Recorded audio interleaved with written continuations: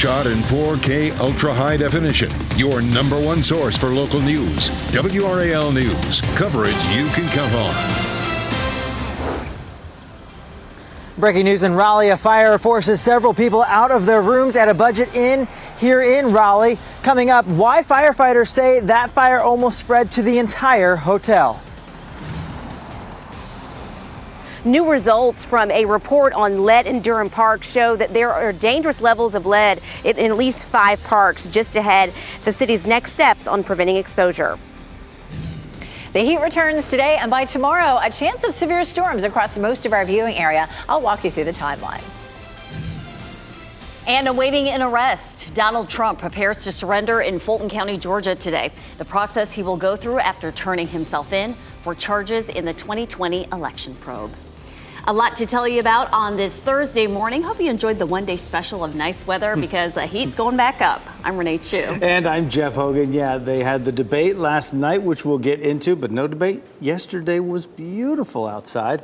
Elizabeth Gardner in the WRAL Severe Weather Center with what is ahead for us. I see that severe risk. Yeah, yesterday is sort of an appetizer for what's to come. You know, we're getting toward the end of August, and we'll see more days like that as we get into September. But boy, the next couple of days will not feel like yesterday did. Tomorrow, we're looking at the potential for some severe storms across most of our viewing area, especially from the Triangle area northward. We'll kick things off today because it wouldn't be out of the question to see an isolated shower around lunchtime or into the early afternoon in our northeastern counties. You can see how that pops up around Rocky Mount, Wilson, on up toward Roanoke Rapids. And then for tomorrow, we have that potential for some scattered storms, mainly in our northern counties, fairly late in the day, probably going to be at 9 p.m. through midnight or so. Right now, it is 71, and our dew point still feels really nice, sitting at 60. But that number is going to climb steadily during the day today, and it will feel a lot hotter and more humid during the afternoon.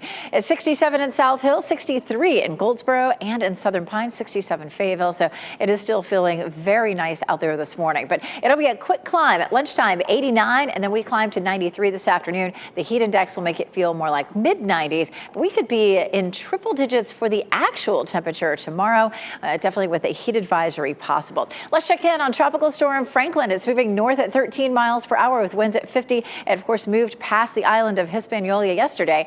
And here's where it's headed, still on the same path to be a Category 1 and then Category 2 storm by late in the weekend, early next week, still sitting off the coast of North Carolina. No indication that this would make landfall, but it is likely to cause high rip current danger and potentially some coastal erosion. The models are beginning to pick up on another system developing in the very warm Gulf of Mexico. That is going to be one to watch, and we'll have more details on that in just a few minutes. Thanks, Elizabeth. Breaking news we're following from overnight. A fire forced several people out of their homes at the Budget Inn in Raleigh. WRAL's Brett Neese was on the scene this morning in the WRAL Breaking News Tracker. Brett, this could have been a lot worse, as you were explaining off the top. Yeah, Jeff, it could have been, but fire officials tell me that a fast response kept that fire from spreading further once it got into the attic of this building. I want to get you to this video from the WRAL Breaking News Tracker. Take a look at this. All the damage there was really centered around the back couple of rooms in this side of the building. The fire broke out around 1 a.m. in the second to last room there, and it's a lot of damage to that room and a couple of the rooms that are next to it, but investigators are now working to learn whether or not anyone was actually staying in that particular room where the fire broke out. Fortunately, nobody was hurt. I'm working to find out from investigators whether or not they know a cause at this point. I'll stay on top of it and keep you updated. Live in Raleigh, Brett Neese, WRAL News. All new this morning, we now have the full results of the lead testing at parks in Durham. Some were found to have unsafe levels. WRAL's Kelsey Coffey joins us now live from one of those parks. Kelsey, this is concerning for parents and children. Renee, it certainly is. So we're at Walltown Park. This is one of 2 parks that tested with 8 samples that were above the EPA threshold. And that means that for every 1 million air particles here, at least 400 of them were carbon monoxide chemicals. Now, these results are coming as off of a response to a Duke University student researcher who found unsafe levels at East End Park, East Durham Park, and Walltown Park.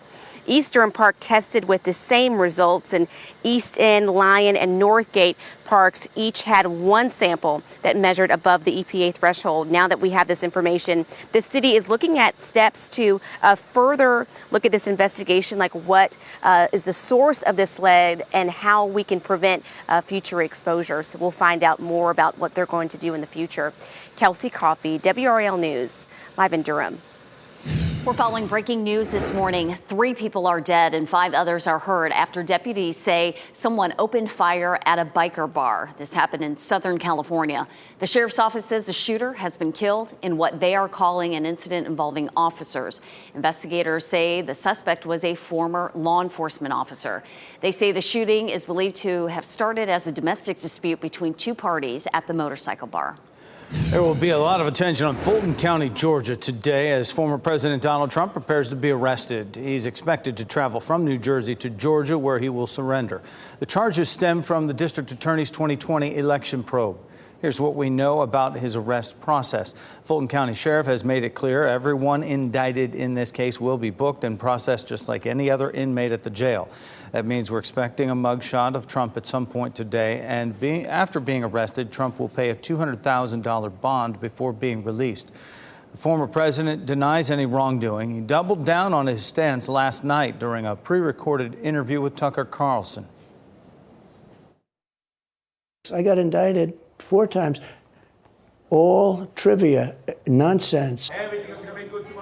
Donald Trump now faces 91 charges across 4 separate indictments. He says the cases are politically motivated. Meanwhile, Trump's former personal attorney, Rudy Giuliani, is out of jail this morning. The former New York City mayor was fingerprinted and had his mugshot taken yesterday. He's one of several co-defendants who have surrendered so far. Giuliani was released on a $150,000 bond. And from the looks of things, former White House Chief of Staff Mark Meadows won't be able to avoid being arrested. A federal judge blocked his request yesterday, saying state proceedings continue even while Meadows awaits his hearing to move his case to federal court. Fulton County DA said they gave a deadline of noon tomorrow for all defendants to surrender, and so far about half of them have turned themselves in. This story is developing around the clock as more defendants surrender. We will follow Trump's arrest throughout the day today. When we're not on air, you can get updates online at WRAL.com or on our news app. As former President Trump's interview with Tucker Carlson aired, the other 8 candidates for the GOP presidential nomination were on the debate stage. The Republican rivals unified in slamming President Biden's economic agenda, but turned on each other in several fiery moments, including over abortion rights. We cannot let states like California, New York, and Illinois have abortions on demand. Well, I'm a pro-life governor of a very pro-life state, but I am on the record and I stand behind that we should not have a federal abortion ban. We cannot succeed as a country if you are working hard and you can't afford groceries, a car, or a new home. Now is not the time for on-the-job training. Break out of the pack. Candidates including former New Jersey Governor Chris Christie and former Arkansas Governor Asa Hutchinson blasted former President Trump over his legal troubles. Trump says he will not take part in any of the GOP debates. Today, we will get a better idea of the amount of crime Durham police have responded to so far this year. The police chief will present a crime report to City Council today. Take a look at some of the key takeaways. The number of homicides is the same as it has been the past 2 years. Rapes are up 31% from the same time last year. Shootings are up 20%, but the number of people shot is down. Property crime numbers are up in every category, with a large increase of motor vehicle thefts at 153%. City leaders say taking valuables out of your car should help lower this number of car thefts. Make sure your vehicles are locked, make sure your alarms are activated, and for goodness sake, make sure your valuables, and particularly your weapons, are not left in those vehicles, particularly if they're unlocked. City Council will also hear the results of a Durham Police Satisfaction Survey and discuss top priorities for police. Students at one Durham public school are getting a few extra days of summer vacation. The new Northern High School will not open on time. DPS says last week's storms are to blame for the delay. It'll now open to students next Thursday, and an open house will be held Tuesday. The school has a limited certificate of occupancy, meaning just 10 staff members are allowed inside at a time. Staff will work on Saturday to get ready. We did lose some traction due to the recent storm events on last week. We're about 2 days roughly out of school and also out of able to finish some construction things. And so that contributed to the delays. And we just want to make sure when we're doing something that hadn't been done in a long time here for Durham Public Schools, that safety is first. District says the old Northern High School was severely constrained, and this new building will hold more students with room to grow. Wake County is preparing to bring students back to school. Traditional calendar students start this coming Monday. For kindergartners, the week will look a little different. Kindergartners will start their week with a staggered entry.